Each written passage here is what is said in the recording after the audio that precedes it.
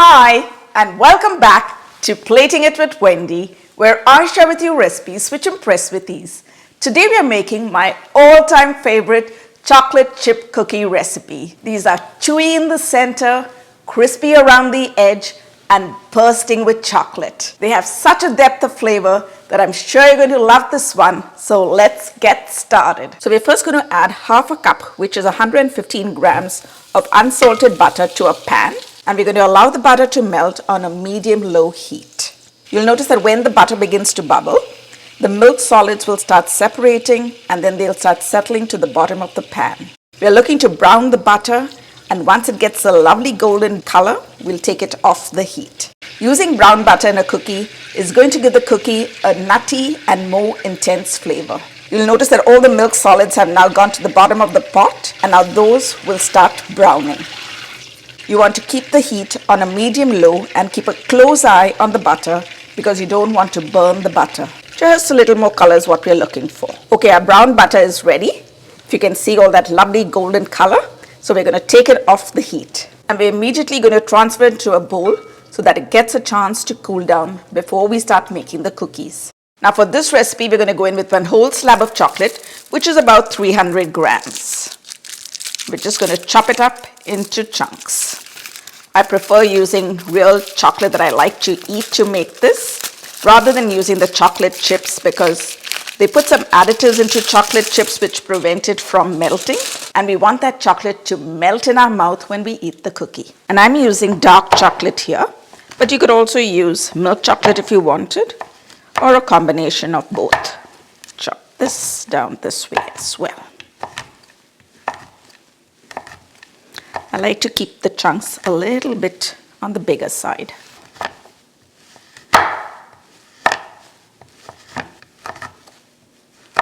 If you want to use chocolate chips for this recipe, you could go in with about 2 cups of semi-sweet chocolate chips instead. So from this recipe, you're going to get about 10 to 12 chocolate chip cookies. So I'm just keeping a few of these chunks aside so that we can put them on top of the cookies before we bake them. And we're going to put the rest in a bowl and keep it aside for later.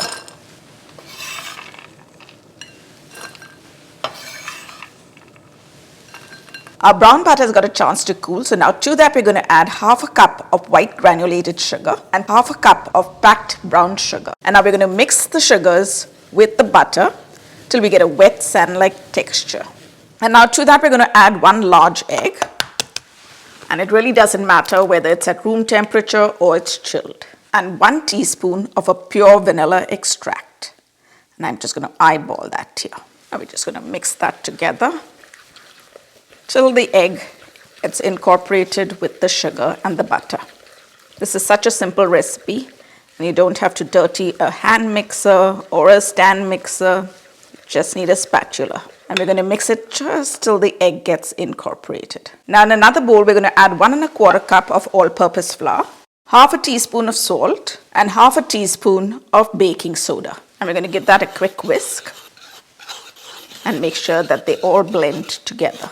And here's something that I like to do. I'm going to make a little well in the center and then put the chocolate chips in and mix it with the all-purpose flour before mixing it with the rest of the batter. This way you don't overmix your cookie dough and you get softer, chewy cookies. And it also helps to evenly distribute the chocolate chips in the dough. Now let's add this all into the bowl, and we're going to do the cut and fold method and blend it together.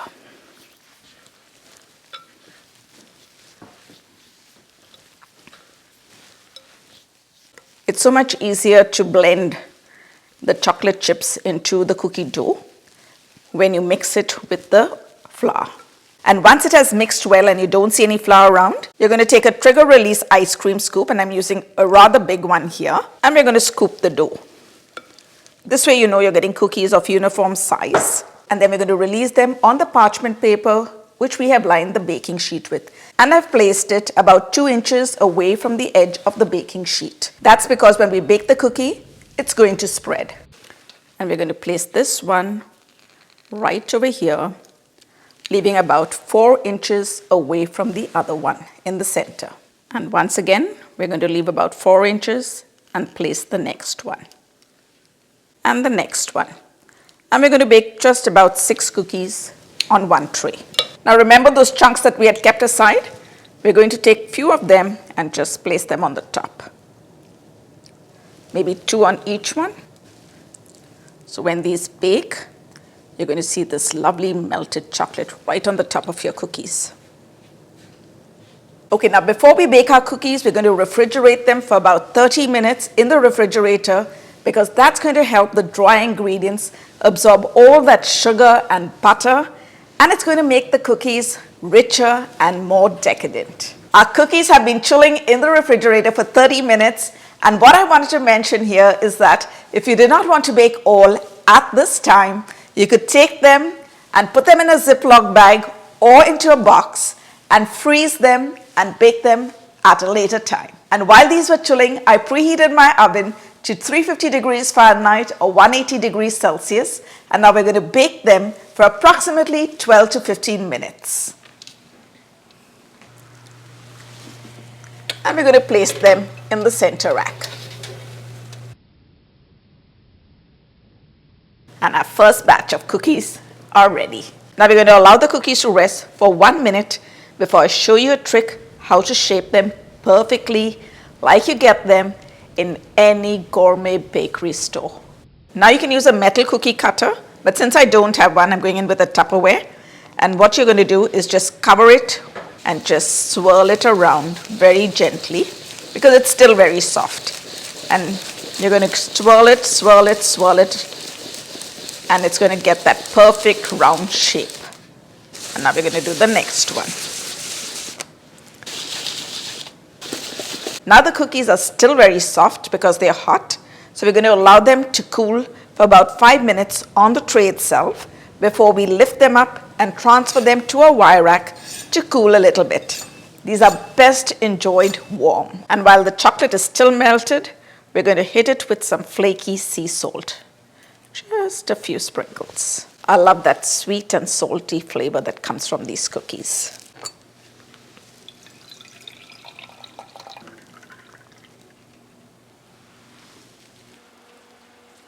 Oh my goodness, look at that.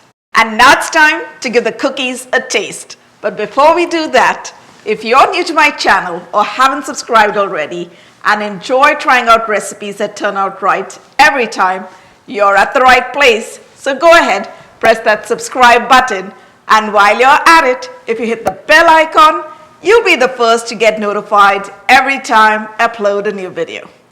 Okay, now let's give the cookies a taste. Wow, they are looking absolutely irresistible. I love that chocolate that's all melted on the top. Wow. Ooh, just look at that. I've already got my cookie out here. Just going to break it into half. Wow, look at that chocolate. Ooh. And I'm going to dip it into some milk and into my mouth.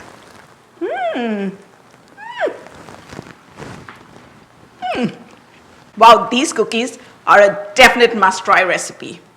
They're soft in the inside, crunchy around the edge, and that chocolate just melts in your mouth. Hop onto my website, platingitwithwendy.com, or you can hit on the link in the description box below for the full written recipe. Thanks for watching. See you soon.